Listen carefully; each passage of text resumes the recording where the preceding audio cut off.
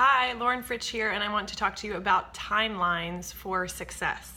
We often have an idea of when we should be achieving certain milestones in our lives, in our work, in our masterpieces, and our timelines sometimes do not vibe with the timelines that the universe has in store for us. My husband just the other day was reading to me from Wikipedia about Simon and Garfunkel, and Paul Simon and Art Garfunkel came together. They recorded some music. It wasn't successful. They broke up. They went their separate ways. They came together. They recorded a album. It wasn't successful. It sold like 3,000 copies, which is nothing. And so they went off to do their own solo things. And it was at that point that a song that they had recorded, "The Sound of Silence," which I'm sure you're familiar with, was re-recorded and reproduced by someone else and released, and it started to climb the charts. And so they had to they came together again as a folk group because of the increased interest in folk music, and to sing this song that they had done and written and performed that was hitting the Billboard charts.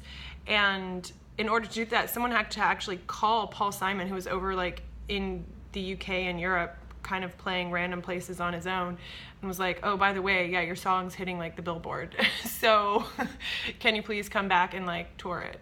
And it's doing well. So all I'm saying is that that is a really interesting tidbit about really a household name, Simon and Garfunkel, and then Paul Simon, of course, has gone on to have a really long career in music, and Garfunkel too, but I think Paul Simon is a more well-known name. And we put so much pressure on ourselves to achieve something by a certain age, and certainly our culture and our media loves to talk about the latest and greatest and how young they are and how much they've achieved at such young ages. But there are plenty of people who are achieving amazing things in their 50s and 60s and 70s and 80s, and even into their 90s. Look at Louise Hay. She just passed away, and she continued to achieve for decades and decades after she was quote unquote middle-aged.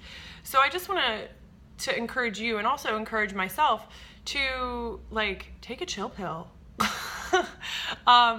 That whole concept of the overnight success is usually a fallacy, and we need to put in the work, do the work, show up to do the work, and be unattached to the outcome ultimately, which is super hard. And in the meantime, keep doing the work. So with that, peace. I hope you have a really good day doing whatever it is you love to do, your practice, adding to your oeuvre, and the success is coming.